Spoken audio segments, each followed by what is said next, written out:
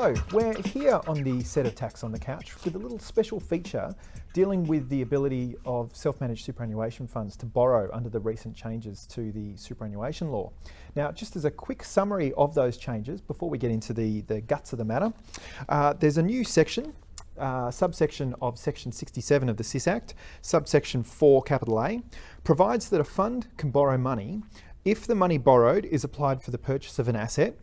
The asset is held on trust so that the fund acquires a beneficial interest. The fund has the right to acquire legal ownership by making a payment, and the rights of the lender against the fund for default are limited to that security. Now, these changes have generated a lot of confusion out there. There's still a lot of issues that practitioners are dealing with. So right now, I'm joined by Vic Bulfone from Interprac Finance, who's been heavily involved with these changes ever since they were introduced some 18 months ago. Hello, Vic. G'day, Riley. How are you? Very good.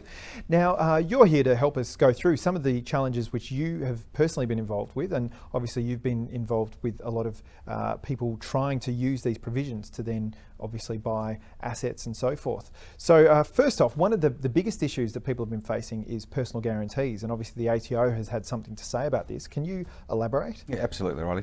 Look, the ATO cascaded a general ATO taxpayer alert warning around about 12 months ago. Now, in there they made it point to put the message out that we have this type of borrowing structure under the microscope.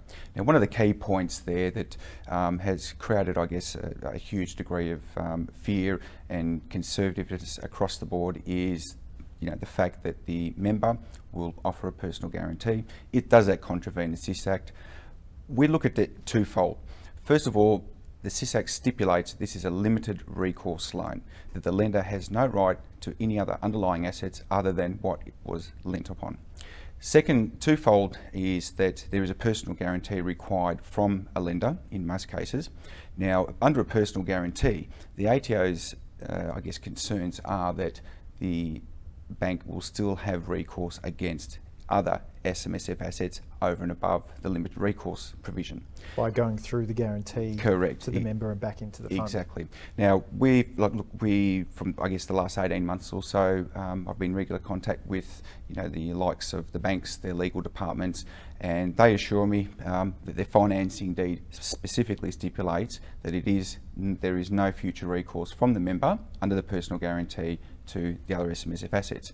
However, that still opens the personal assets of the person providing the guarantee, but we feel that's not really an issue. There's no more risk to the member.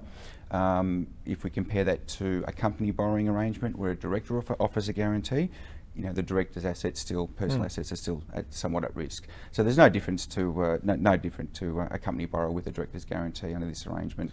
I think the main point is that we have a panel of lenders where there are a few sharks in the market per se. We only have reputable lenders on our panel, and we continuously, it's an ongoing process. I guess bearing in mind this is a new product, it's an ongoing revolutionary product, so there will be changes. We most certainly have our finger on the pulse. We work close with NTAA corporate. We've ensured that the property trust document does have the necessary lender inclusions, and that it is conforming overall. Right, okay. Now, when these provisions were first introduced, they were mainly looking at share transactions. But obviously, the way it's been introduced is a lot broader than just shares, instalment warrants for shares. And a lot of people, or the main reason people are looking at using these provisions now is to buy real estate. So can you tell us a bit about that? Sure, absolutely. Look, the provisions are there for obviously to acquire an asset, where the beneficial ownership is the SMSF, the property must be held on trust. The scenarios we're receiving are very wide and varied. This is quite a restrictive product. For example, vacant land cannot be lent upon. You cannot use an existing SMSF asset as a security. We're seeing a lot of inquiries come through where your mums and dads are, establishing a new SMSF, initiating a rollover, and just going out and purchasing a standard residential 2 or 3 bedroom property, ute. Right through the spectrum to real business property. There may be an existing commercial property owned by the member in a personal name or company, cannot be a current SMSF asset. A contract of sale can be put in place between the current owner and the property trustee, and voila, we have a lease back to a related entity, and we have an SMSF in the borrowing arrangement. So A, yes, look, there is quite a few restrictions, unfortunately. B, in most cases we're able to assist, be it standard residential property or commercial.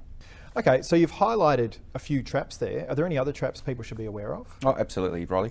Look, one of the biggest traps I see is, members going out and engaging the services of one person to arrange the finance and another person to arrange a structure. One thing we need to bear in mind is lenders have different requirements. Now, for example, Westpac insists there's a corporate trustee for the SMSF. St George insists that there's a corporate entity as trustee for the property trust. National Australia Bank don't care, either or either. So it's very important, I believe, that the same set of eyes is perusing over and arranging the loan documentation, and also undertakes a supervisory role in establishing the structure. Right, and you do provide that type of service, don't you? Yeah, absolutely. Interpreg Finance to date has settled approximately 40 loans in the last 12 months, and we've assisted countless other accountants and planners put the structure together. So we've been at the forefront, absolutely. And you've got a lot more grey hairs after all that. Oh yes, definitely.